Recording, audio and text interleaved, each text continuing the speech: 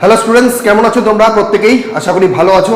আমি চলে এসেছি তোমাদের এনসিএম এর পক্ষ থেকে ক্লাস করানোর জন্য। তো আজকে আমরা একটা যে স্পেশাল ক্লাস করতে চলেছি, এটা সম্পূর্ণ একটা মিসলিনিয়াস ক্লাস হতে চলেছে স্টুডেন্টস। যে ক্লাসে তোমাদেরকে আজকে আমরা সমস্ত রকমের যে সমস্ত সেন্ট্রাল গভর্নমেন্ট, ব্যাংক এবং তার পাশাপাশি রেলের যে এক্সামস হয় তার উপরে আজকে আমরা ছোট ডিসকাশনস রেখেছি। তো আশা করি যে তোমরা প্রত্যেকেই ক্লাসটা ভালো লাগবে, প্রত্যেকেই তোমরা ক্লাসটা করতে থাকো, দেখবে তোমরা প্রত্যেকের আশা করি অনেকটা বুঝতে পারবে। তো চলো শুরু করি স্টুডেন্টস। প্রথম যে কোশ্চেনটা দেখতে পাচ্ছ তোমার এখানে স্টাফ সিলেকশন উপরে আমার দেওয়া রয়েছে, যেখানে একটা কোশ্চেন রয়েছে যেটা কিন্তু অলরেডি এসএসসি সিজিএল এ পরীক্ষায় এসেছে। বলছে যে survey of India is under the ministry of, এটা বেসিক্যালি কোন মিনিস্ট্রির আন্ডারে কাজ করে? যারা মেনলি বাংলাটা একটু বুঝতে চাও, বাংলাটা আমি তার জন্য রেখেছি, তোমরা দেখতে পাচ্ছ। তো সেখানে দেখো চারটে অপশনস আমরা দেখতে পাচ্ছি রয়েছে। দেখো ডিফেন্স, এনভায়রনমেন্ট অ্যান্ড ফরেস্ট, সিতে রয়েছে হোম অ্যাফেয়ার্স এবং ডিতে রয়েছে সায়েন্স অ্যান্ড টেকনোলজি। তো স্টুডেন্টস প্রথমে উত্তরটা দেওয়ার আগে আমি বলে দিই, তো এইটাতে আমাদের যে কারেক্ট অ্যান্সারটা হবে সেটা কিন্তু স্টুডেন্টস শুধুমাত্র সার্ভে অফ ইন্ডিয়া, এটা কিন্তু ভারতবর্ষে এটা প্রাচীনতম বা ওল্ডেস্ট একটা সায়েন্টিফিক অর্গানাইজেশনস, যেটা কিন্তু ব্রিটিশ শাসনকালে অর্থাৎ ইস্ট ইন্ডিয়া কোম্পানি তৈরি করেছিল। সেটা কত সালে? না 1767-এ এটা তৈরি করা হয়েছিল। তার মানে স্টুডেন্টস আমার কথার বলাতেই তুমি বুঝতে পারলে যে আমি এখানে উত্তরটা কোনটা বলতে চাইছি, সেটা হবে কিন্তু সায়েন্স অ্যান্ড টেকনোলজি।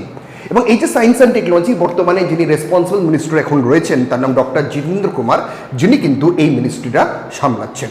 তাহলে আশা করি স্টুডেন্ট তোমরা বুঝতে পারলে কি বললাম। এবং এর থেকে আমরা আরেকটি প্রশ্ন ডিসকাস করতে পারি, যেটা এখানে যদি বলা হয় সার্ভে অফ ইন্ডিয়া বর্তমান ভারতবর্ষে কোথায় অবস্থিত, তাহলে কিন্তু সেটা উত্তর আমাদের হবে দেরাদুন। এবং দেরাদুনের যে স্টেটটা হচ্ছে কিন্তু উত্তরাখণ্ড। কেউ তোমরা এটাকে ইউনাইটেড কিংডম ভেবে ফেলো না, এটা কিন্তু উত্তরাখণ্ড হবে কারেক্ট অ্যান্সার। তাহলে স্টুডেন্টস তোমরা বুঝতে পারলে, তাহলে চলো দেখে নেবো ঠিক এরকমভাবে পরবর্তী কোশ্চেন আমাদের কি রয়েছে স্টুডেন্টস তোমাদের দেখো। এবার যে কোশ্চেনটা আমরা যাবো স্টুডেন্টস পরেরটার ক্ষেত্রে, যেটা আমরা দেখছি এখানে, সেটা হচ্ছে 2 নম্বরে যে which country is bull fighting the national game. তো এই যে কোশ্চেনটা স্টুডেন্টস, এটাও কিন্তু আমাদের এসএসসির কোশ্চেন একটা, যেটা কিন্তু এখানে আমি সিএইচএসএল তোমাদের মেনশন করেছি, যেটা কিন্তু এটা সিজিএল এবং এমটিএস পরীক্ষাতে আমরা পাই। দেখো বলছে যে এই যুদ্ধটা বেসিক্যালি যেটা হয়, যেটা বুল ফাইটিং বলতে পারে বা ষাঁড়ের লড়াই যাকে বলা হয়, যেখানে 4টে রয়েছে অপশনের মধ্যে রয়েছে দেখো স্পেন, বিতে রয়েছে পর্তুগাল, সিতে রয়েছে হাঙ্গেরি এবং ডিতে রয়েছে পোল্যান্ড। তো প্রথমেই বলি স্টুডেন্টস, এই ধরনের যে ফাইটিং যেটা কিন্তু আমরা ভারতবর্ষেও দেখতে পাই, যেটা হচ্ছে স্টেটটার নাম তামিলনাড়ু, এবং সেটি একটি ফেস্টিভ্যালের মাধ্যম দিয়ে সেলিব্রেট করা হয়ে থাকে।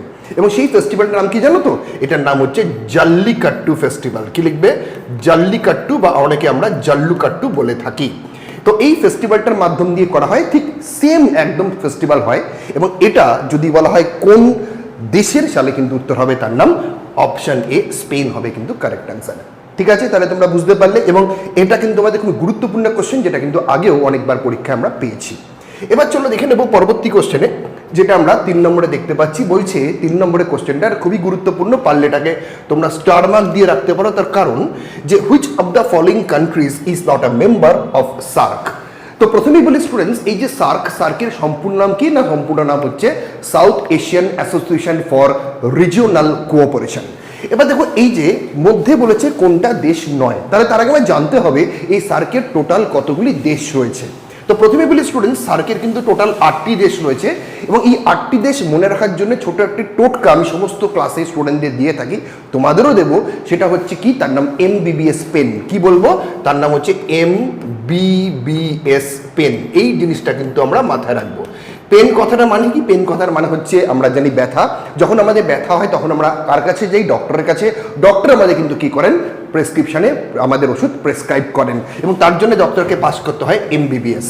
এবার দেখো এখান থেকেই কিন্তু আমরা মেম্বার্সগুলো পেয়ে যাবো। কিভাবে? দেখো M মানে হচ্ছে মলদ্বীপস, B মানে বাংলাদেশ, B মানে ভুটান, S মানে শ্রীলঙ্কা, P মানে পাকিস্তান, A মানে আফগানিস্তান, I মানে ইন্ডিয়া, N মানে নেপাল। তাহলে দেখো আমরা এখানে টোটাল 8টি দেশই পেয়ে গেছি। তাহলে যদি এই ধরনের প্রশ্ন আসে যে কোনটি মেম্বার নয়, তাহলে আমরা এখান থেকে ইজিলি আমরা কিন্তু উত্তর পেয়ে যাচ্ছি কোনটা? তার নাম হচ্ছে সিঙ্গাপুর হবে কিন্তু কারেক্ট অ্যান্সার। এবং তার পাশাপাশি সেটাও বলবো, যদি বলা হয় হেডকোয়ার্টার কোথায় অবস্থিত বা সদর দপ্তর, তাহলে কিন্তু হবে কোন নাম? নেপাল, নেপালের কাঠমান্ডুতে অবস্থিত। তাহলে স্টুডেন্টস তোমরা বুঝতে পারলে? ক্লিয়ার?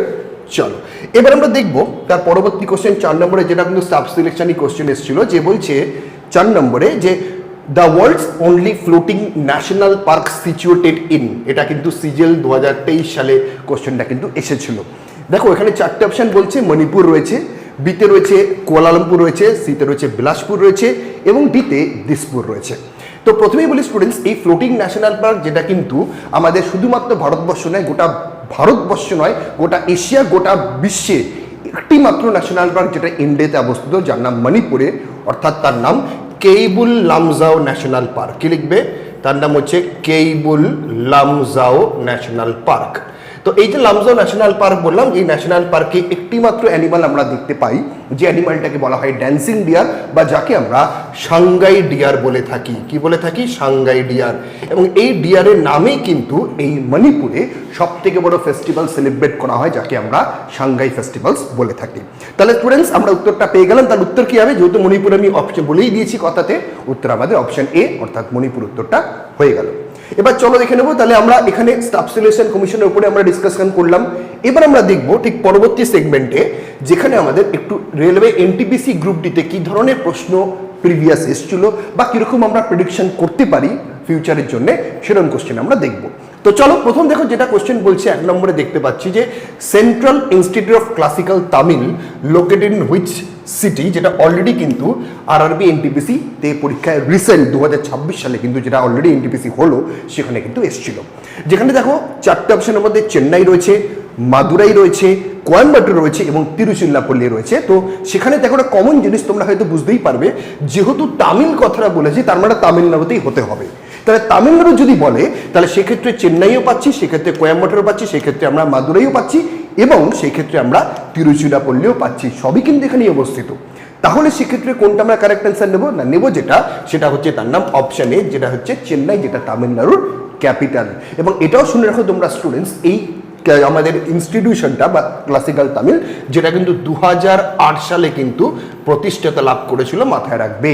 এবং এই চেন্নাই বা তামিলনাড়ুতেই যিনি বর্তমান কে রয়েছেন চিফ মিনিস্টার, যার নাম এম.কে. স্ট্যালিন, যিনি সম্প্রতিকালে 2025 সালে তৈরি করেছেন ভারতের একমাত্র গ্লাস ওয়াটার সি ব্রিজ, যেটা কিন্তু আমরা এই চেন্নাই তামিলনাড়ুতেই কিন্তু দেখতে পাবো। এবং শুধু তাই নয়, এখানে আমরা আরেকটি ইনফরমেশন তোমাদের দিয়ে দিই, তোমরা হয়তো প্রত্যেকে শুনে থাকবে মিড ডে মিল স্কিম, বা যার বর্তমান নাম পিএম পোষণ, সেটাও কিন্তু স্টুডেন্টস প্রথম এখানেই শুরু হয়েছিল আমাদের চেন্নাই তামিলনাড়ুতে। কোন প্রাইম মিনিস্টারের চিফ মিনিস্টারের সময়? তো সেটা হচ্ছে কিন্তু কে কামারাজ সেই সময় কিন্তু ছিলেন আমাদের সিএম, যার সময়কালে কিন্তু এইখানেই শুরু হয়েছিল মিড ডে মিল স্কিম। তাহলে তোমরা বুঝতে পারলে স্টুডেন্টস, আশা করছি। চলো এবার দেখে নেবো স্টুডেন্টস এর পরবর্তী নেক্সট কোশ্চেনে আমাদের কি থাকছে রেলের উপরে। দেখো স্টুডেন্টস, এটা খুব গুরুত্বপূর্ণ একটি প্রশ্ন, যেখানে বলছে digital currency e naira is associated with which country. এটাও কিন্তু স্টুডেন্টস 2025, যেটা লাস্ট আমাদের ইয়ারে পরীক্ষাটা হয়ে গেল এনটিপিসি, এবং তার সঙ্গে সঙ্গে গ্রুপ ডিতে পরীক্ষাটা কিন্তু আমরা কোশ্চেন পেয়েছি।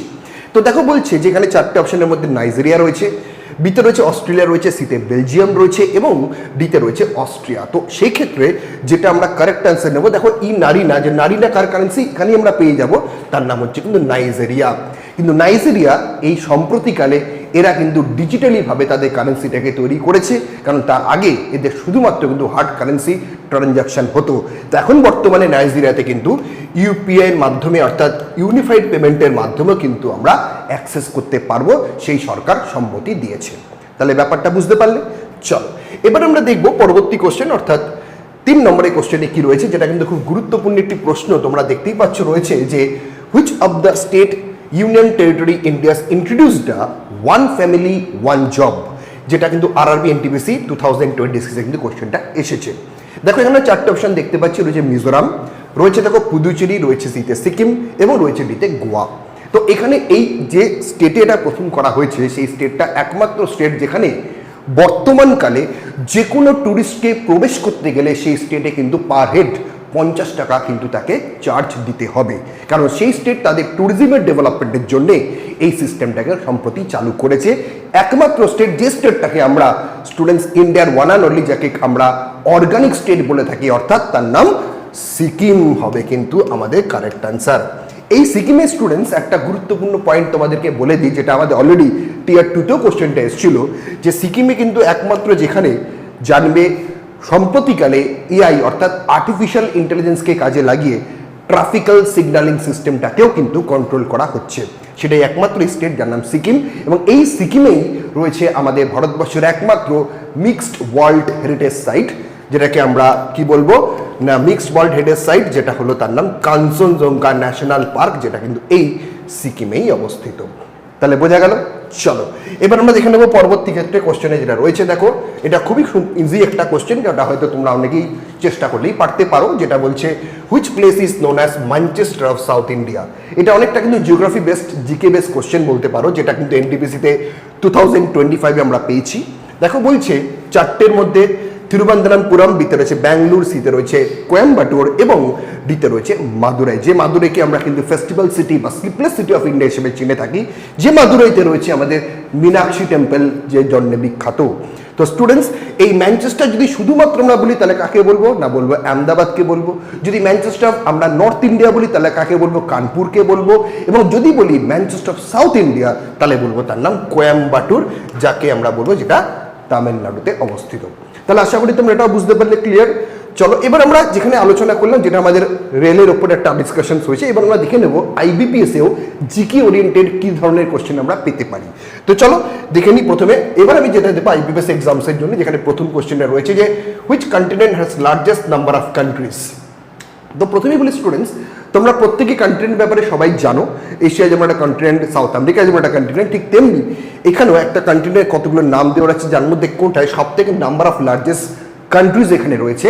তাহলে সেখানে অপশন এতে রয়েছে এশিয়া, বিতে রয়েছে দেখো আফ্রিকা, সিতে রয়েছে অস্ট্রেলিয়া এবং ডিতে রয়েছে ইউরোপ। এবং সেই ক্ষেত্রে যেটা আমাদের কারেক্ট অ্যান্সার হবে, যেখানে আমরা টোটাল এই মুহূর্তে 54 কান্ট্রিজকে দেখতে পাই, সব থেকে বেশি যার নাম হচ্ছে কিন্তু অপশন বি, আফ্রিকা হবে কিন্তু কারেক্ট অ্যান্সার। ওকে চলো পরবর্তী কোশ্চেনে আমরা আসবো নেক্সট, যেখানে বলছে নাম্বার 2তে যে what is the national game of US, অর্থাৎ ইউএস এর যে ন্যাশনাল গেম সেটা কি। যেমন আমাদের ভারতবর্ষের ক্ষেত্রে ন্যাশনাল গেম যেমন রয়েছে, যেটাকে আমরা ফিল্ড হকি বলে থাকি, ঠিক তেমনি ইউএস এর ক্ষেত্রে কি বলা হয়।